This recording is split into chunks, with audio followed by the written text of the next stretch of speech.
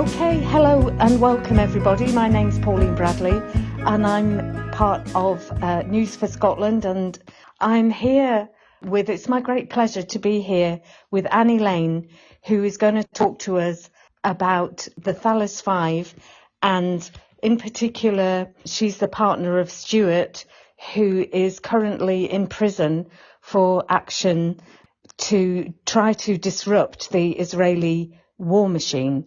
That being more specifically, Stuart and other people known as the Thalas Five occupied the Thalas factory in Glasgow and caused some damage. Thalas is a subsidiary of Elbit Systems. Elbit Systems create weapons and components for the Israeli war machine. There have been other actions around the UK, such as in Filton in Bristol, and there are 10 people currently in prison for taking part in that action. There's the Merrimack 4 and the Taladown 4 and the Barclays 7. These are all people who very bravely taken action, caused damage against property that would have otherwise been used to go and kill people in Palestine. And these people are currently serving very heavy, some of them, sentences in prison. So I would like to invite Annie now to tell us a little bit more about what's happened to Stuart and why Stuart took this action. Perhaps you took part, I haven't asked you, in the action. So over to you, Annie, please tell us. Yeah, thank you so much. I'm really happy to be here. So basically the Thalas Five kind of like launched Palestine Action Scotland. So like the Scotland wing of Palestine Action, I guess. So the action was actually in June 2022. So like over 2.5 years now.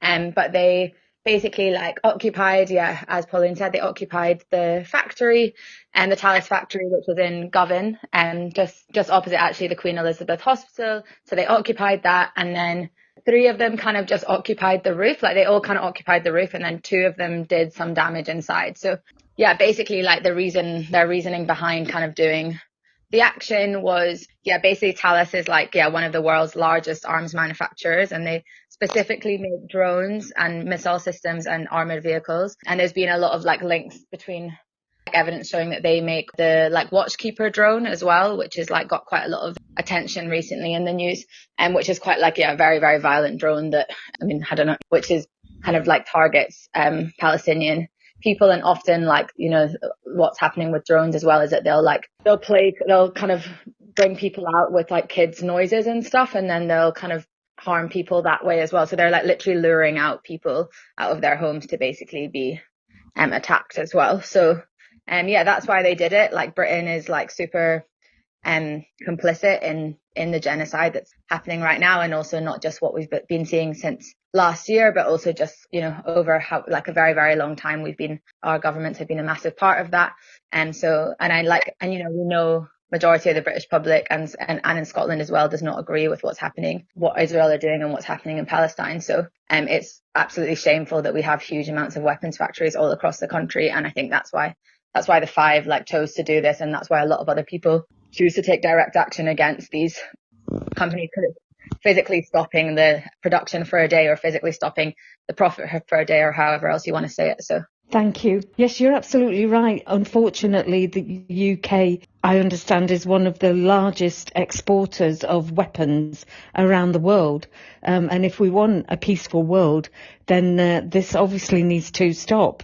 People need to do whatever they can to stop the profiting from weapons and stop wars from happening. I do think that Stuart and the Thalas Five have been extremely courageous in what they've done. Could you say a bit about, do you understand that there's been some interference with the Israeli state? Because these sentences are very harsh. We've got the other people, Callum, I received 12 months sentence, Eva 12 months, Simea 14 months, Erica 12 months and Stuart 12 months. Long sentences. I heard that the Israeli government may have nudged the UK government to to do that. Could you say a bit about that? Quite important to remember that technically, like, Scotland and England have different, like, justice systems, and so the courts do run slightly differently. So basically, like, yeah, just as a kind of my understanding of what's happened is, like, we have, like, in England, they have this law that the Tories put in a few years ago, as you guys will, I'm sure, know, the kind of anti-protest law, which basically makes direct action a lot more difficult to do. And basically that's partly why there's been so many activists, both Palestinian solidarity activists as well as climate activists, going to jail in England. And what we haven't seen really is that happening to that extent in Scotland. So that's because that law doesn't apply to Scotland. So that's kind of just something to, like, kind of keep in mind while we're talking about the Talis 5, is that these guys are the first political prisoners in Scotland since the 1990s. So, and partly that's because the Scottish courts haven't been able to, like, put people into prison as much. Talis 5 was, like, such a big shock to, like, the Scottish activist community. But specifically, like, in terms of what you were kind of talking about, like, the Israeli government and, like, if there's anything else kind of going on behind the scenes, I, like, don't know that for sure. Like, I definitely can't say that for sure. But what I do know is that in England, The Guardian did quite a big, like, expose where there was a lot of evidence found that basically there was kind of links between the Israeli embassy and the people that own Elbit, and then also on top of that the people that actually own Elbit, which the Elbit as a company, and links with the government, like the UK government, basically, like, telling them, like, basically discussing how they were, like, really quite concerned about Palestine Action, clearly because it's working. So but yeah, they were concerned about Palestine Action, and that they needed to be treated more harshly. So that was down south again, so, like, yeah, kind of important to remember. But we don't know that that's not happened here as well. And we did, and, like, something that I did find earlier, like, after kind of the 5 went to jail, quite a lot of us who are, like, close to the 5 or who are kind of involved with kind of trying to support them, we're looking into a little bit about this kind of, is there any connections between the Scottish government and Talis and all this stuff. And we did actually find in May of this year, the Scottish government met with Talis, and on their website, it said, like, on the Scottish government website, it said that there was no minutes from it. And then someone from our group put in a FOI request and got back a very weird thing saying that, like, there was no recording of the meeting from May. And it was all a bit like, how is there no recorded minutes? So, yeah, we don't know to what extent there is those links, but we do know that, like, there was definitely, that was exposed down in England. So, like, I don't believe that can't also pass over the border. And so, yeah, I think, like, definitely important to remember this, especially when we're seeing so many activists going to jail. And now, unfortunately, Scotland's, like, following that same path. So, yeah, good question. I don't have, like, exact facts for you on it, but, like, I do think that there's, like, it's worth kind of thinking about. And yeah, and I mean, they're not going to publicise it, as you've just mentioned, minutes from the meeting. It all sounds very suspicious, but we do know that when the ruling class's profits are threatened, they do club together and support each other. Yeah. Okay, well, that's something that people can look into. So how is Stuart managing? He's in Barlinnie, isn't he? And it's known as quite a rough prison. How is he managing there? Yeah, so both him and Callum are in the same prison and are in the same cell as well, which has been, I think, quite good for both of them. Right. But I think in general, like, what's been quite interesting is that, like, the prisoners themselves have, like, no one's given Stu or Callum from the prisoners, like, any trouble. Like, actually, people have been, like, really supportive of them. Like, other prisoners think that what they've done is pretty cool, I guess, for want of a better word. I think they're quite an anomaly, like, as being the two kind of, I guess, what you would call political prisoners in Barlinnie. Yeah, so they're the two political prisoners. So everyone's kind of like, oh, there's the protesters. But in terms of, like, yeah, and also the guards are also pretty shocked about them being in there. It's just quite like everyone's like, we've not seen this before. So yeah, I guess there's that. But I think actually being in Barlinnie, like, the conditions in Barlinnie are really, really appalling, and, like, no one should be kept in those conditions. Like, it's just, like, breaks my heart. Stu and Callum are very lucky. They've, like, not very lucky, but in terms of the prison, they've managed to get a job in the prison, which is doing gardening work, but only 600 prisoners have a job in there. And there's almost 1,500 people in there. It's like 50% over capacity, or 40 something percent over capacity, which is just like shocking. Like, how on earth that's allowed to happen. I don't know, but we know that like prisoners just, don't really have good rights in this country. So if you don't have a job, you spend 23 hours a day in your cell. And that is just like, yeah, so it's heartbreaking, right? It's like not good for people's mental health at all. So yeah, I mean, I think there's a lot, like from how they've been doing personally, there's some guards which are nice, and then there's some guards which are not, as you would probably expect. And there's quite like, a lot of big power dynamic. As we kind of know, prison is your routine is very told to you. So, you can only have one. We're only allowed to visit him 4 times a month. That's his limit. So, and each visit is only 45 minutes. And so that's really difficult. Like, you don't get much contact with the outside world. Yeah, I guess everything is routinely told to you, right? And you're made to feel like what you've done is wrong. And your breakfast is at a certain time, your lunch is at a certain time, you work at a certain time, you shower at a certain time. Like everything is very controlled. And yeah, Barlinnie is known, like conditions wise as well. It's a really old Victorian prison. It should have been shut down a long time ago, according to the prison's own inspectorate. So it's like bursting at the seams. There's a lot of people, I mean, from Stu and Callum's perspective as well, there's a lot of people who are trying to get onto recovery programs and trying to get onto like, helping, like dealing with their addiction and stuff. And there just isn't enough space on these programs. There's not the cult, like, we're putting, like this country's putting people behind bars and then doing absolutely nothing once they're actually in there to really try and support them. Many prisoners we know have actually come from, abuse themselves and lots of different other things. And yeah, so it's just quite heartbreaking, like hearing about it and knowing about kind of more in depth about what's actually going on behind those doors. And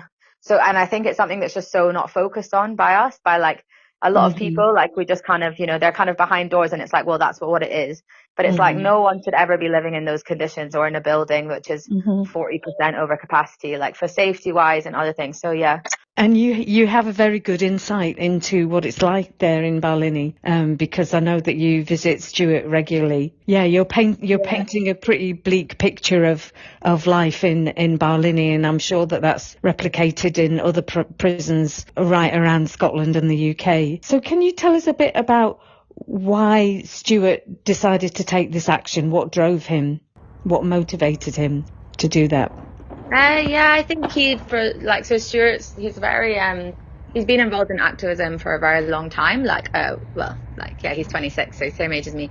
But for, majority of his time at university, he did a lot of stuff with climate activism. He did a lot of stuff on kind of refugee rights and migrant solidarity. And also, he was very, I guess, is like very politically kind of minded and has been very like aware of kind of Palestine for a long time as well, and aware of kind of like what's kind of happening in Palestine and everything like with that. So I think for a long time, he'd done marches, he'd done like quite a lot of other kind of activism for Palestine. And then I think, he thought that what Palestine Action were doing down south, because before this, it was like mostly down south, was really impressive. They had been going for quite a long time, I think, before these guys, I think they'd been going, I don't know when, since like 2019 or something, but they'd managed to close, they managed to close the Elbit factory in Manchester because of just such coordinated, continuous action. They managed to, they were having quite a big impact. They were getting quite a lot of press. And I don't know, the Fire Brigades Union, for example, I think in Manchester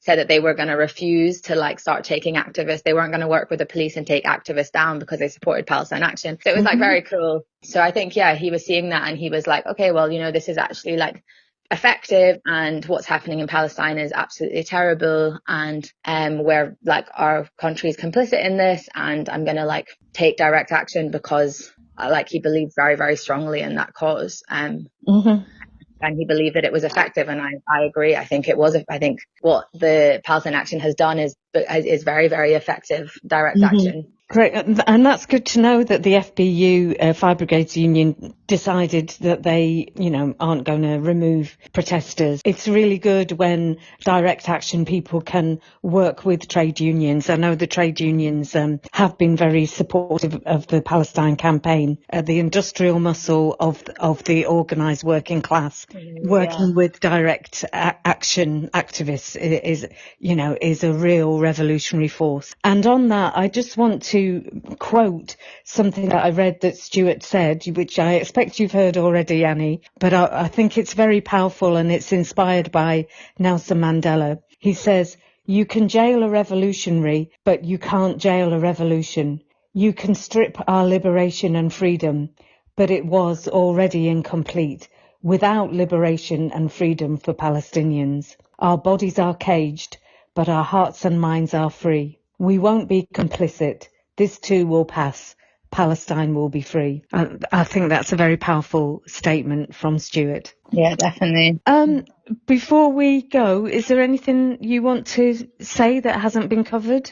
Yeah, I think I just quite like quickly kind of just speak about kind of the actual sentencing, I guess, and the way that the judge acted against like all guidance and stuff. I think it's quite important to kind of look at like not just like why we think they may have been sentenced, but what the actual judge chose to do that was so against the norm, basically. If that's okay. Yes, on you go. Yeah, cool. So basically, like Stuart, Eva, and Callum all had charges of breach of the peace, which they pled guilty to. Breach of the peace is like, people may know, is like Scotland's kind of lowest level offence for anything. It can encompass many things. Very, very few people would go to jail on breach of the peace for a first time offence. That's something that they've got a lot in the prison, actually, is people being like, well, you're here for breach of the peace. So that's very breach of the peace is basically what the three of them did, is basically jumped on the roof of a factory. It was very, very surprising that they got prison for that, basically. And all the lawyers were really shocked. Everyone was like, wow. And also the girls that had done the criminal damage as well as breach of the peace. It was very like just the kind of the prison aspect of this was very, very like surprising on kind of many counts. The fact that for most of them it was a first time offence. So sending people to prison on a first time offence on low level offences is pretty like surprising and shocking and really not the norm. So like there was an actual protest. There's another protest that happened at Talis a few months after these guys, and they were actually sentenced before them. They were called, I think, the Talis 3, and they had quite a few more charges against them, and they got community service, which is kind of what was it being expected, or a fine or something. So this judge kind of like was known to be quite a harsh judge. So unfortunately they just seemed to get quite bad luck. But I think it's like, worth remembering. He also kind of ignored many Scottish sentencing guidelines. So there's a guideline in Scotland which is called the Youth Sentencing Guidelines, and three of the activists were under 25 when they were being sentenced. And the Scottish sentencing guideline basically says that if you're under 25, you should only be jailed as a last resort.